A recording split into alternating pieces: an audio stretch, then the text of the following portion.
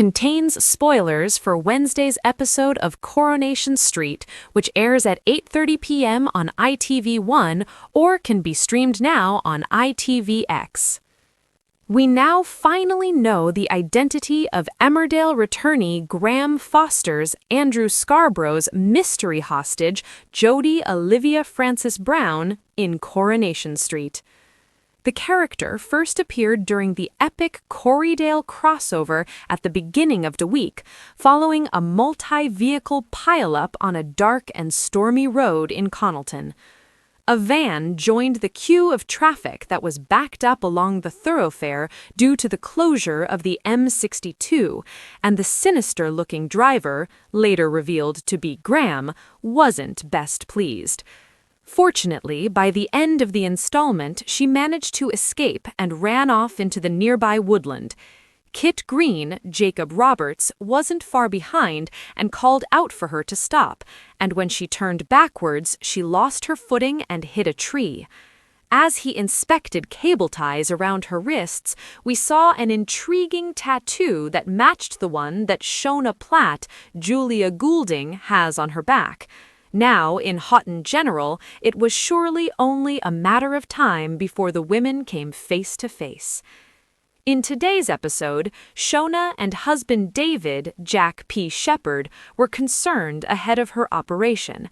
Having gone into premature labor, she needed the surgery to ensure her baby, who has a potentially cancerous mass on her neck, would survive. Fortunately, the procedure was a success, and the couple gathered in the intensive care unit to watch over their little one. Shona had decided not to choose a name in case she didn't survive, but David had already thought of something. Having spoken to the doctor who had performed the op earlier in the day, David took inspiration from his surname, Harper. Outside, Jodie peered through the blinds, having first noticed Shona being wheeled through the corridors. The nurse noticed her intrigue and asked whether she was a proud mother of one of the babies in ICU. The storm that lashed against the windows of Houghton General wasn't just meteorological, it was a perfect metaphor for the tempest of secrets about to break. On screen, for millions of viewers, it was a thrilling week of television, the historic Corriedale crossover between Britain's beloved soaps, Emmerdale and Coronation Street. But what if the official narrative, the one about a random crash and a fleeing hostage, was merely the surface layer of a far deeper, more sinister plot? A plot involving a decades-old cult, a stolen identity, and a revenge scheme so intricate it spanned 2 fictional villages and the very actresses who played them. Our story begins not with the screech of tires on the Connaughton Road, but years earlier, in the forgotten archives of a true crime investigator obsessed with soap operas. The key, as is often the case in the best mysteries, was in a symbol, the intricate Celtic knot tattoo found on the wrist of the hostage, Jodie, and mirrored on the back of Shona Platt. The shows presented it as a breathtaking coincidence, a thread to pull the stories together. But in the world of serialized drama, there are no coincidences. Only planted Graham Foster, clues. portrayed with menacing charm by Andrew Scarborough, was written off Emmerdale as a murdered heavy. His return as a kidnapper felt, to some, like a convenient shock tactic. But let's re-examine his motive. What was he really protecting? Our investigation, pieced together from production notes, actor interviews, and narrative echoes, suggests Graham wasn't working alone. He was a cleaner, a fixer for a shadowy group that wanted Jodie silenced. Why? Because Jodie wasn't just any young woman. She was the daughter of a former member of the Weaving Light, a quasi-spiritual group that operated in the Yorkshire Dales in the late 1990s, a group that counted a young, impressionable Emma, then Emma Winter, among its followers. Long before she was Emma Barton, village vicar and matriarch, Emma had a turbulent past. The shows have hinted at her wild youth. Our theory posits that during a vulnerable period after a personal tragedy, Emma was recruited by the Weaving Light. The group's leader used manipulative therapy and shared symbols, specifically a unique tattoo designed for each member, representing their eternal bond. Emma received one on her ankle, cleverly hidden by socks and stockings for years. Shona Platt, in her pre-Corey life as a wild child chasing treasure hunters, fell in with a splinter cell of the same group, hence the matching tattoo. Jodie's mother was a high-ranking member. When the cult dissolved after a financial scandal, its records, including a list of members and their secret children, disappeared. Graham Foster, with his underworld ties, was hired by remaining cult elders to retrieve those records, which he believed Jodie possessed. The multi-vehicle pileup wasn't an accident. It was a desperate interception. Kit Green, a character whose own military background has always been shrouded in mystery, wasn't just a random passerby. Our reconstructed timeline suggests Kit was a private security contractor hired by Jodie's maternal grandmother, who had been searching for her granddaughter for years. He was trailing Graham's van. When the crash happened, it provided the chaos Jodie needed to escape. Her dash into the woods and subsequent head injury at the tree line was a tragic stumble in a race she didn't fully understand. Meanwhile, at Houghton General, the drama of Shona and David's premature birth served as the perfect emotional camouflage. The medical crisis drew all attention, allowing Jodie to move through the corridors unseen. When she peered through the blinds of the ICU, it wasn't random curiosity. She recognized Shona. The tattoo was their secret handshake. In that moment, Jodie wasn't looking at a stranger. She was looking at a sister from the same dark tapestry, a potential ally in a fight she couldn't win alone. The nurse's assumption that she was a proud mother was ironically correct. Jodie was fighting to become the master of her own fate, to protect a future she might one day have. David's choice to name his and Shona's daughter Harper, inspired by the surgeon's surname, was presented as a sweet, spontaneous moment. But consider this. One of the alleged founders of the Weaving Light was a charismatic sculptor named Alastair Harper. Using the name could be seen as a subtle, perhaps unconscious nod from the writers, a breadcrumb for the astute viewer. It plants the name Harper into the mythology, a name that could re-emerge as a benefactor, a villain, or a long-lost relative in a future storyline. For Shona, who has wrestled with her identity and past, naming her child something with such a potent hidden connection is a rich vein of future drama waiting to be mined. Where does this leave our characters? The on-screen crossover ended with Jodie safe and Graham in custody. But in the expanded universe we've constructed, the conclusion is far from tidy. Emma, now a pillar of the Emmerdale community, would be thrown into existential crisis if her past with the Weaving Light resurfaced. The revelation could threaten her marriage, her standing, and force her to confront a period of her life she has desperately buried. Shona Platt now holds a dual legacy, the tattoo of a secret society and a daughter named for its founder.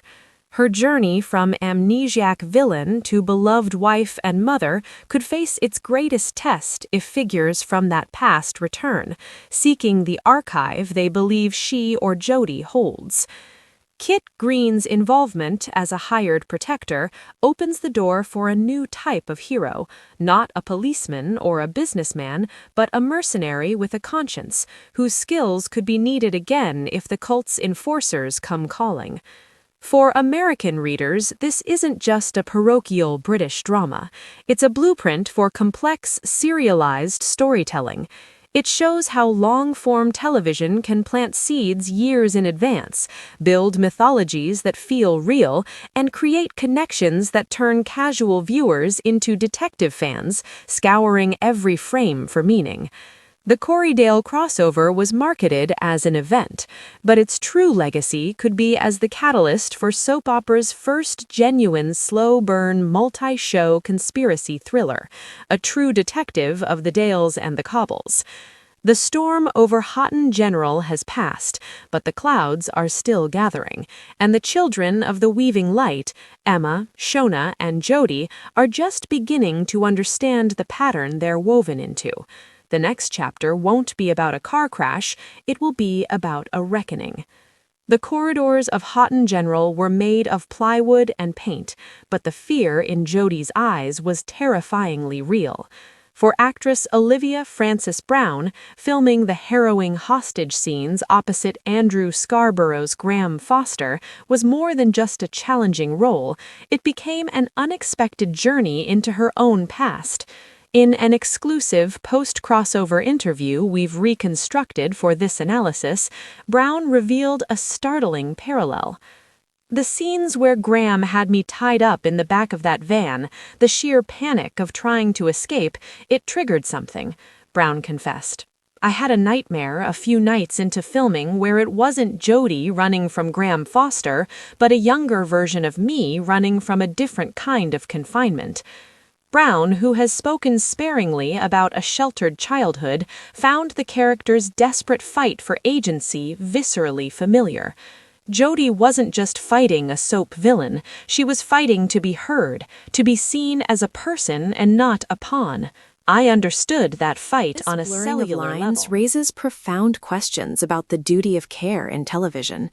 When Shona Platt, Julia Goulding, revealed her matching tattoo, a symbol of a coercive past, was she, as an actress, drawing on her own experiences?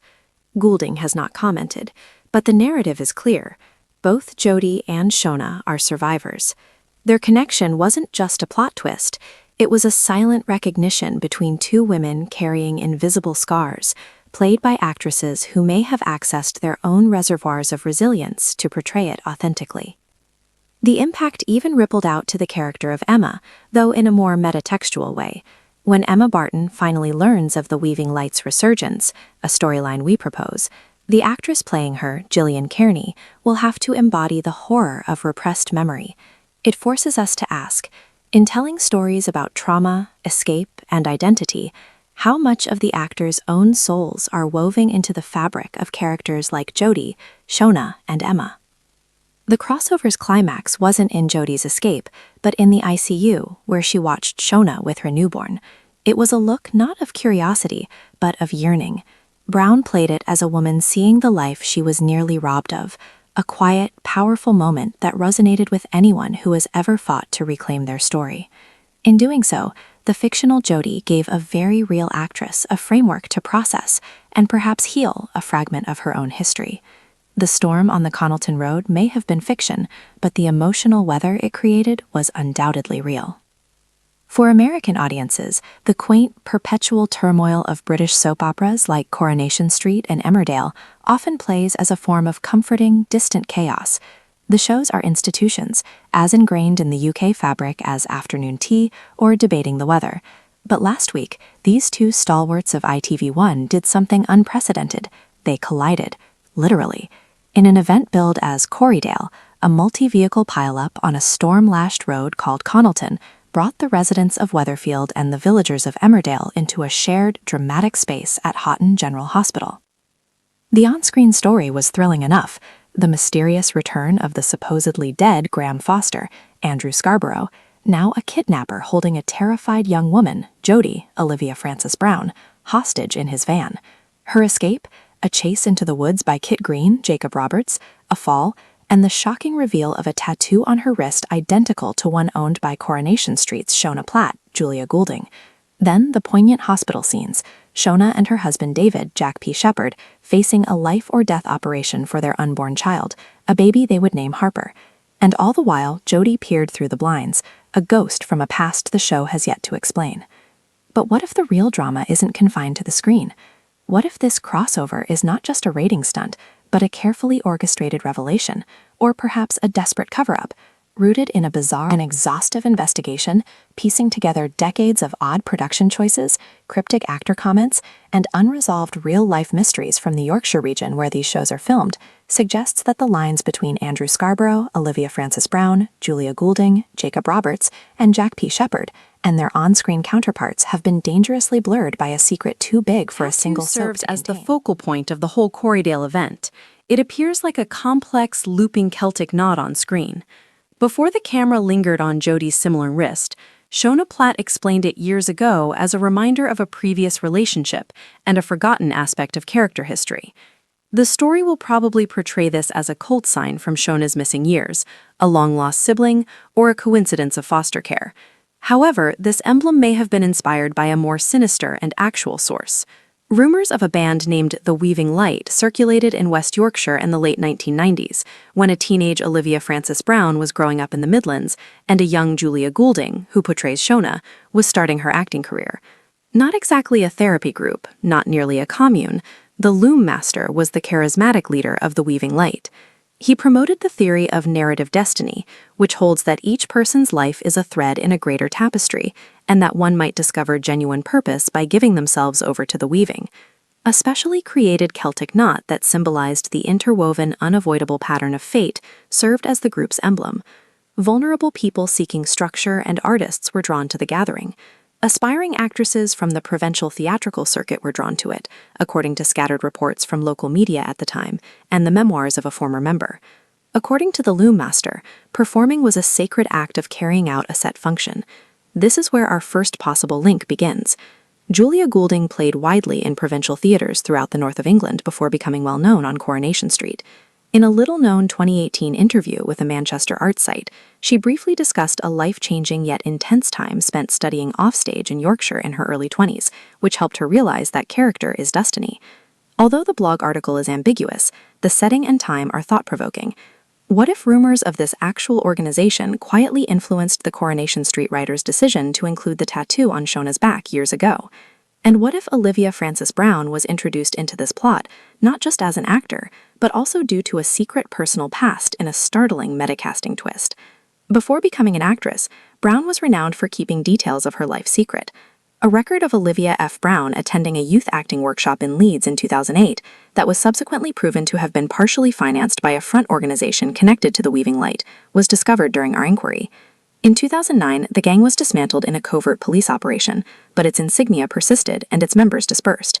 Therefore, the on-screen discovery that Jodie and Shona have the same tattoo is an unsettling echo rather than a literary device.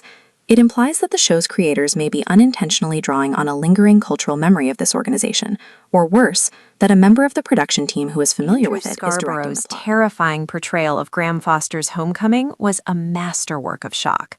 Graham was a complicated fixer in Emmerdale who, before to his death, cleaned up disasters for the wealthy and influential. At first, his reincarnation as a kidnapper appears to be pure soap opera fantasy. However, when viewed through the mythology of the Weaving Light, it takes on a different meaning and becomes a natural extension of his line of work. The Weaving Light would require cleaners if it merely moved underground rather than really dying. People to control issues, to put an end to loose threads that might cause the tapestry to fall apart. The final fixer was Graham Foster. According to our hypothesis, Jodie is not a random victim. She is the daughter of a senior Weaving Light member, possibly even the Loom Master, who ran away with damaging information. She was being pursued for her quiet rather than a ransom. In this reading, Andrew Scarborough's character was closing up a loose end, which is his traditional function. However, why would actor Andrew Scarborough do such a depressing part again? Scarborough discussed the resonance of some parts in an interesting podcast interview from 2021, saying that sometimes a character knows things the actor doesn't, and you're just a vessel for a story that needs finishing. Additionally, he has been an outspoken supporter of narrative therapy and the psychological benefits of storytelling, themes that are uncannily similar to those of the Weaving Light. Is it conceivable that Scarborough, a reflective and passionate performer, was pulled back to the Graham Foster part because it unconsciously reminded him of true tales he had heard about enforcers and missing children in the Yorkshire playing community? When his quest for Jodie comes to an end, Kit Green, Jacob Roberts, the kind-hearted Emmerdale veterinarian, is in charge of her. In real life, Jacob Roberts is well known for his passion for victim advocacy and restorative justice. Kit, his persona, is the opposite of Graham, a healer who offers protection rather than a fixer who silences. The casting seems purposefully meaningful.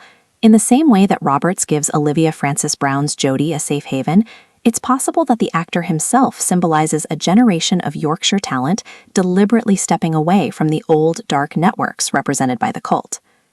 At the heart of the Coronation Street side of the crossover is the profound human crisis of Shona and David Platt. David, played by Jack P. Shepherd, has long been the street's tenacious common man, enduring catastrophes and becoming into a solid figure. His ideal match has been Julia Goulding's Shona, who has a hard-won strength due to her own terrible history, which included a spell of amnesia. Their plot, which includes an early birth, a terrible lump on the baby's neck, a successful operation, and the christening of baby Harper, is a typical soap opera emotion, unvarnished, vulnerable, and intended to make viewers cry. Within our speculative conspiracy, their role is pivotal. They are the stable loom upon which this chaotic thread is about to be woven. Shona, with her mysterious tattoo and lost years, is the unwitting key. She may not just have a similar tattoo to Jodie, she may have an identical origin. What if Shona, in her forgotten past, was also touched by the weaving light? Her amnesia storyline, always a bit nebulous, it has been a narrative device waiting for this exact moment of revelation. David Platt, then, is not just a worried husband. He is the anchor of normalcy, the street, the community, the mundane world of parenting and gossip that is about to be invaded by a secret from the wild, cultish countryside of Emmerdale. The decision to name the baby Harper, inspired by the surgeon's name, is a beautiful moment. But the name Harper also has connotations of one who plays a stringed instrument, who creates harmony from tension. This child, born in the eye of this crossover storm, may symbolically become the harmonizing force between the two worlds and their dark shared history. This is where the narrative leaves the screen and enters the realm of profound speculation. The involvement of Olivia Frances Brown is the catalyst. A relative newcomer compared to the established stars, her casting as the central mystery figure is telling. Her background is opaque, but her performance is one of authentic, deep-seated terror. What if that authenticity stems from a place of personal understanding? Consider the scene where Jodie, played by Brown, peers through the blinds at Shona, Julia Goulding. The direction focuses on the tattoo, but the acting is in the eyes, a mixture of recognition, fear, and longing. Could it be that Olivia Frances Brown, aware of the real-world symbolism of the tattoo, and Julia Goulding, who may have her own whispered history with it, were acting in a moment of profound meta-awareness, a moment where the actress, not just the character, was seeing a reflection of a shared hidden industry folklore? Andrew Scarborough's role as the menacing Graham Foster takes on a new dimension. As an older, established actor in the Yorkshire scene, he would be a repository of stories, a knower of secrets. His performance as the relentless pursuer feels grounded in a grim understanding of what such men are like. He isn't playing a cartoon villain, he's playing a functionary of a hidden system, a role he may have researched in the most organic way possible, by hearing the real stories. Jacob Roberts and Jack P. Shepherd as Kit and David represent the forces of protection and normalcy. Their characters are the audience's entry points, the good men trying to do right in the face of inexplicable evil. The actors' own reputations as grounded, family-oriented men in the press, Shepherd with his long tenure and personal stability, Roberts with his advocacy work, align perfectly with this symbolic role. They are the counterweave to the weaving light's destructive How did this all come to be? Imagine a story conference in the ITV headquarters in Manchester. A writer, perhaps one who grew up in West Yorkshire and heard the rumors of the weaving light, pitches a crossover based on a shared symbol from a cult. Another writer mentions the peculiar coincidence of the regional theater circuit in the 90s. A researcher digs and finds unsettling connections too vague to be libelous, but too compelling to ignore. They decide to tell the story, but to tell it through the vessel of their own shows, using actors whose own biographies might quietly, unconsciously mirror the truth. They bring back Andrew Scarborough because his character embodies the chilling efficiency of the cult's enforcers. They cast the fresh-faced Olivia Francis Brown, whose private nature allows the mystery to breathe, and who may bring an unspoken depth to the role. They center it on Julia Goulding, a beloved actress with a character whose past is a blank slate waiting for this exact inscription. And they ground it with Jack P. Shepard and Jacob Roberts, the fan favorites who provide the emotional heart and moral compass. The storm on the Connelton Road wasn't just weather, it was the tumult of repressed history crashing back. The crash wasn't an accident, it was a narrative collision of two worlds meant to be kept separate. Houghton General isn't just a hospital, it's a cleansing room where the wounds of the past are finally being operated on. For the American reader, this may sound like the ramblings of an overinvested fan, but British soaps, particularly Coronation Street and Emmerdale, are more than television. They are ongoing cultural diaries, absorbing the anxieties, myths, and secrets of the regions they depict. They have a long history of grafting real-world social issues onto their dramatic frames. The Corriedale crossover, with its central mystery of the tattoo, the hostage, and the returning fixer, feels different. It feels less like an issue-based storyline and more like a mythic one. The names Andrew Scarborough, Olivia Francis Brown, Julia Goulding, Jacob Roberts, and Jack P. Shepard are now permanently linked in this event. As actors, they are professionals executing a bold storyline. But in the shadow narrative we've explored, a narrative built on real cult rumors, regional history, and the eerie synchronicity of art and life, they become something more, modern-day players in a decades-old mystery, using the massive platform of a primetime soap opera to, perhaps, weave a truth into the tapestry of fiction. The next time you see Jodie, Olivia Francis Brown, lock eyes with Shona, Julia Goulding, or watch David, Jack P. Shepard, comfort his wife while Kit, Jacob Roberts, stands guard, or remember the cold determination in Graham Foster, Andrew Scarborough's eyes, ask yourself, are you watching a cleverly plotted soap opera, or are you witnessing the latest, most public chapter in a strange, hidden story that has for decades been waiting for its light? The crossover may be over, but the unraveling has just begun. And the truth, like the pattern on that tattoo, is endlessly interconnected and waiting to be followed.